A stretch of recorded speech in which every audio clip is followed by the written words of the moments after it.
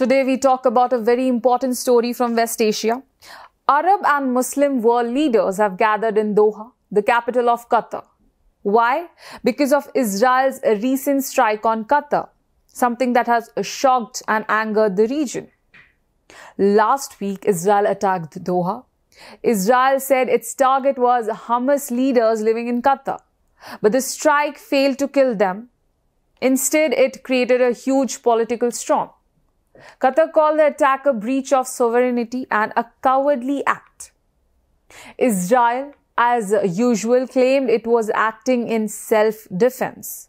But critics say Israel is not just defending itself, it is running an occupation, building an apartheid system and committing war crimes without limits. In response, two big organizations called an emergency meeting. One, the Arab League, a body of 22 Arab nations. Second, the OIC, the Organization of Islamic Cooperation, which has 57 Muslim majority countries. Officially, the summit was about Israel's strike on Qatar, but unofficially it turned into something much bigger. A discussion about forming a joint Arab Islamic military force. Some are calling it an Arab NATO. The idea is not new. Egypt first suggested it in 2015 during the Yemen war.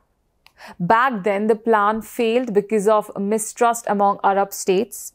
But now the situation looks different. Israel has crossed a line by bombing Doha, a wealthy Gulf capital, a US ally and an important mediator in the Gaza conflict. This has united the Arab and Muslim world like never before.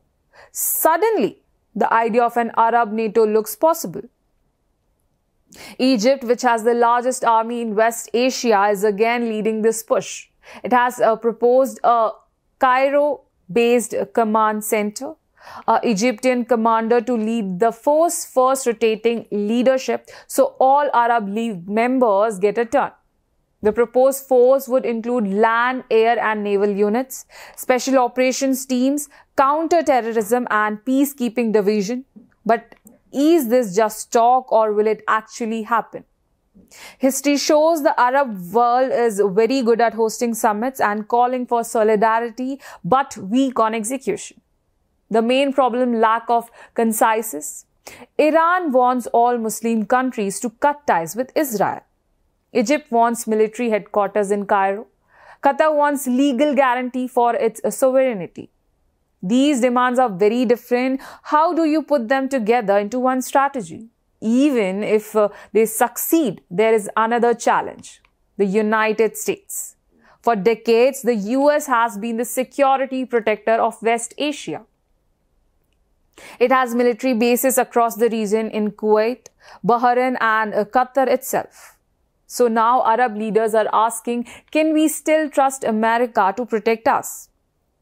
After the strike, the US did condemn Israel, but only in very mild language, and soon after, US Secretary of State Marco Rubio visited Israel and he is now in Qatar. He says US will continue to encourage Qatar, focused on what happens next.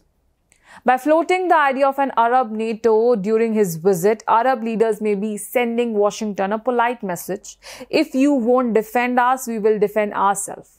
What it means for West Asia if an Arab NATO becomes reality? It could change West Asia overnight. For Israel, it would be a major shift. Prime Minister Netanyahu has spent years normalizing ties with Arab states and sidelining the Palestinian issue. The Abraham Accords were supposed to be his success story, but now an Arab NATO could flip the script completely. For the US, it would mean losing leverage in a region it has dominated for decades, but will it work? History tells us don't bet too much on Arab unity. Previous attempts collapsed because of egos, rivalries and geopolitics. But history also shows something else, that crises create opportunities. Israel's strike on Doha might just be that turning point. For now, the world is watching closely. Will Arab and Muslim countries finally unite for real action? Or will this remain another summit full of big words and no follow-through? Only time will tell. That's our story for today. The Arab League, the OIC, and the possible rise of an Arab NATO.